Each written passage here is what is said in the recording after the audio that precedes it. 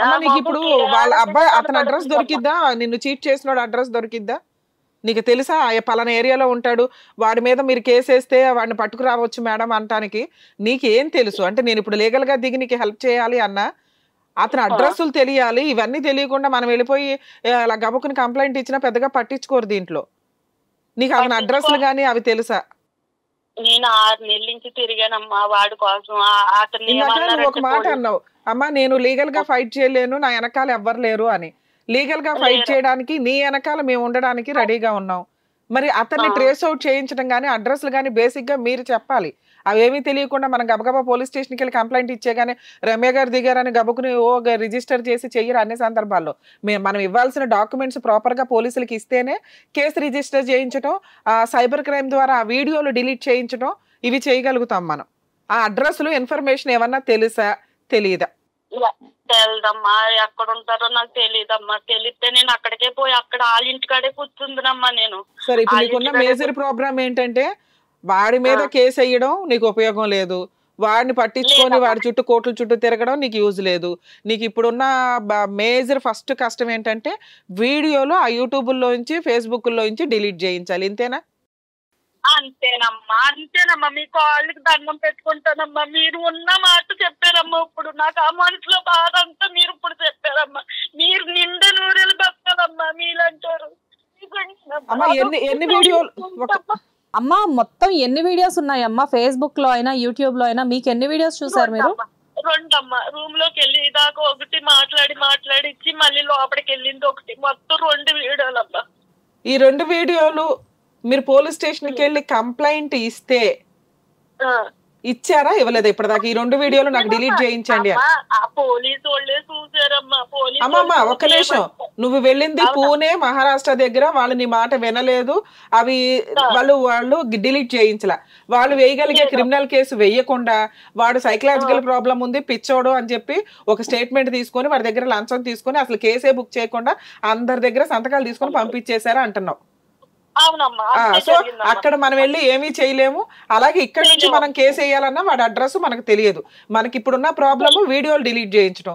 ఆ పని పోలీసులకి మీరు మహారాష్ట్ర పోలీసులకి పూణే పోలీసులకి చెప్పారు తప్ప ఇక్కడ మన గవర్నమెంట్ దగ్గర కేసు వేశారా లేదా? నేను అడుగుతున్నది ఇది. ఊళ్ళో ఎవరికన్నా తెలిస్తే పొరుగుతో పని కదమ్మా. నేను అందుకని ఇంట్లోనే ముగ్గుపోతున్నానమ్మా. నేను ఏం చేయాలో తెలియక మీకు ఫోన్ చేశానమ్మా. అమ్మ మనకున్నవి 2 ఆప్షన్స్. ఒకటి పూణే వెళ్ళి పూణే పోలీస్ స్టేషన్ ద్వారా సైబర్ క్రైమ్ లో కంప్లైంట్ ఫైల్ చేసి ఆ వీడియోలు డిలీట్ చేయించడం. 2 మన ఏరియాలో అంటారో అక్కడ ఉమెన్స్ పోలీస్ స్టేషన్ ఉందమ్మా, దేవి గారు, సిఐ దేవి గారు, మీరు అక్కడికి వెళ్ళి మాట్లాడినా నేను ఫోన్లో మాట్లాడి సిఐ మేడంతో మీ ప్రాబ్లంకి సైబర్ క్రైమ్ ద్వారా ఆ 2 వీడియోలు డిలీట్ చేయించడానికి ఏమన్నా అవకాశం ఉంటే ఇక్కడ నుంచి నేను మాట్లాడడానికి ట్రై చేస్తా. సైబర్ క్రైమ్ ద్వారానే ఆ వీడియోలు డిలీట్ చేయించగలం. మీరు లోకల్ పోలీస్ స్టేషన్లో కంప్లైంట్ ఇవ్వకుండా ఇది అవ్వదు. మీరు ఆ వీడియోలు చూపించాలి. ఈ 2 వీడియోలు అంటే వాళ్ళు దానికి సంబంధించిన ఐడి కనిపెట్టి డిలీట్ చేయిస్తారు. దీనికి కొంత ప్రాసెస్ పడుతుంది. మన వంతు ప్రయత్నం మనకి ఎవరికి తెలియకూడదు అంటే పోలీస్ స్టేషన్కి వెళ్ళి కంప్లైంట్ ఇవ్వకుండా అవ్వదు కదా. అవునమ్మా. మరి ఆ పని మీరు చేస్తాను అంటే నేను మీ వెనకాల ఉండి ఆ లీగల్ ప్రొసీడింగ్స్ లో హెల్ప్ చేస్తాను ఇక్కడ నుంచి. ఇన్ కేస్ అవ్వకపోతే ప్రైవేట్ గా ఏమన్నా చేయగలమా అనేది ఆలోచిద్దాం. మీ నెంబర్ నేను నోట్ చేయించుకుంటానమ్మా, మళ్ళీ మాట్లాడతాను. యాక్చువల్ గా ఈ లోపు మీరు చేయాల్సిన పని, మీరు ఎక్కడైతే ఉంటారంటున్నారో ఆ జ్యూరిస్డిక్షన్ పోలీస్ స్టేషన్కి వెళ్ళి ఈ 2 వీడియోల లింకులు చూపించి ఈ 2 వీడియోలని డిలీట్ చేయించండి, నాకు ఇట్లా చీటింగ్ జరిగింది అని చెప్పి కంప్లైంట్ ఇవ్వండి. నా నెంబర్ ఫార్వర్డ్ చేయిస్తానమ్మా, నాతో మాట్లాడించండి ఆ పోలీస్ వాళ్ళతోటి. లేదమ్మా ఉమెన్స్ పోలీస్ స్టేషన్కి వెళ్ళండి అన్నారు అనుకోండి, ఉమెన్స్ పోలీస్ స్టేషన్కి వెళ్ళండి, మీరు ఏమి అడ్వకేట్ని పెట్టుకోవాల్సిన అవసరం లేదు. లేదా ఎవరన్నా మా తరపు నుంచి ఎవరన్నా అడ్వకేట్ దొరికితే నేను మీకు రిఫర్ చేయిస్తాను.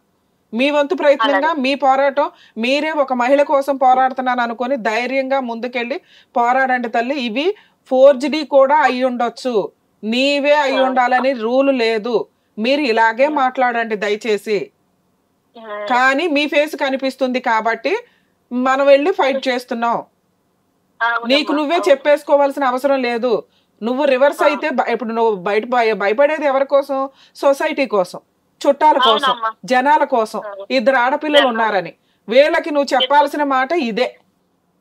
పాప డిగ్రీ చదువుతుందమ్మా. అమ్మమ్మ వినాలి, మళ్ళీ నువ్వు బాధపడుతున్నావు. నువ్వు బాధపడను అంటేనే నువ్వు ధైర్యంగా వెళ్ళి ఫైట్ చేయగలుగుతాం, మేము సపోర్ట్ చేస్తాం. అలాగేనమ్మా, నేను బాధపడినమ్మా. మీరు నా ధైర్యం ఉన్నారంటే నేను ఎలాగైనా కేర్ చేస్తాను. అలాగే అమ్మ, నువ్వు అదే ధైర్యంతో ఉండు. నేనేం చేయగలను 100% నీకు చేయడానికి చూస్తాను. కొంచెం నా పేరు అన్ని రాసుకుంటామమ్మా. ఒక్కసారి నేను చెప్పేది వినండి. ఇలా ఏదన్నా ప్రాబ్లం ఉన్న వాళ్ళకి కూడా. సీత గారు మీరు కాసేపు లైన్ లో ఉండండి. అలాగేనమ్మా. శ్వేత గారు, అసలు మాటలు వింటుంటే ఎంత బాధేస్తుందంటే, నిజంగా ఒక క్రైమ్ కి ఎన్ని రకాల పద్ధతులు ఉన్నాయి. మోసపోవడానికి, ఒక మహిళ మోసపోవడానికి ఎన్ని రకాలుగా హింసించవచ్చు అనేదానికి ఆవిడ కేసు ఒక ఎగ్జాంపుల్ అండి. నిజంగా భర్త కోసం, 2 పిల్లల కోసం ఒక స్త్రీ ఎంత దూరం అన్నా వెళ్తుంది కాపాడుకోవడానికి అనడానికి ఈవిడ ఒక ఎగ్జాంపుల్ కింద లెక్క. కానీ మన సమాజంలో ఎలా అయిపోయిందంటే అదొక తప్పుడు పని. అవును, 100% తప్పుడు పని. ఇలా చేసిన వాళ్ళకి చెంపలు పగలు కొట్టాలి ఒక రకంగా. కానీ మనం రీజన్ ఎతకాలి ఎప్పుడైనా కానీ. ఒక వ్యక్తిని వేలు పెట్టి చూపించేటప్పుడు సీక్రెట్ గా ఎవడు ఎన్ని తప్పులు చేసినా, ఎంతమంది తిరిగినా ఎవడో పెద్ద పట్టించుకోడు. ఈ మధ్య మరి సోషల్ మీడియా ఎలా అయిపోయిందంటే విచ్చలవిడిగా వాళ్లే వీడియోలు పెట్టుకుంటున్న సందర్భాలు ఎక్కువ ఉన్నాయి. ఎక్కువ కాల్స్ వింటున్న దాంట్లో అండి ట్రాప్ లోకి వెళ్ళిపోయి, అక్రమ సంబంధాలకో వాటికి వెళ్ళిపోయి న్యూడ్ వీడియోస్ పెట్టుకుంటున్నారు. వీళ్ళే తీసి వాళ్ళకి పంపించటం, అలా పంపించి వాళ్ళు బ్లాక్ మెయిల్ చేస్తున్న కేసులు కూడా చాలా ఎక్కువ ఉన్నాయి. దయచేసి మా షో ద్వారా లేడీస్ ని మేము రిక్వెస్ట్ చేసేదండి, ఎవరిని నమ్మి మీ పర్సనల్ వీడియోస్, మీ న్యూడ్ వీడియోస్ పంపించొద్దు. జీవితం సర్వనాశనం అయిపోద్ది. అలాగే సీత గారి విషయానికి వచ్చేసరికి కూడా 100% ఆవిడ చేసింది మిస్టేక్ కాదండి. మీ ఎవరికైనా అలా అనిపిస్తే 1కి 10 సార్లు మానవత్వంతో ఆలోచించమని నా రిక్వెస్ట్. ఎందుకు రమ్య గారు ఇట్లా ప్రాస్టిట్యూట్ బిజినెస్ చేసిన అమ్మాయిని మీరు ఎందుకు సపోర్ట్ చేస్తున్నారు అని. ఇక్కడ రీజన్ భర్తని కాపాడుకోవడానికండి. భర్తలను వదిలేసి కేసులు వేసుకుంటూ తిరిగే వాళ్ళకంటే పిల్లల కోసం ఆవిడ కాపాడడానికి ఆవిడ 100% ప్రయత్నిస్తుంది. 2, ఈవిడికి జరిగిన ఇంకొక దారుణమైన అన్యాయం. ఆఫ్టర్ ఆల్ 1000 రూపాయలు, ఆఫ్టర్ ఆల్ అని కూడా అనట్లేదండి, ఆవిడ దృష్టిలో ఆవిడ చాలా ఎక్కువ కింద లెక్క. కానీ ఆవిడ శరీరాన్ని అక్కడ తాకట్టు పెడితే దాని మీద క్రూరంగా బిజినెస్ చేసిన వాళ్ళు ఉన్నారు చూసారా, వాళ్ళని కదా మనం పనిష్ చేయాల్సింది. ఇక్కడ లోకల్ వేరే అవుట్ స్టేట్ అవడం వల్ల ఆవిడకి లాంగ్వేజ్ తెలియలేదు. ఎదురు ఆ అమౌంట్ అంతా తీసుకొని ఈవిడికి ఇచ్చింది 1000 రూపాయలు.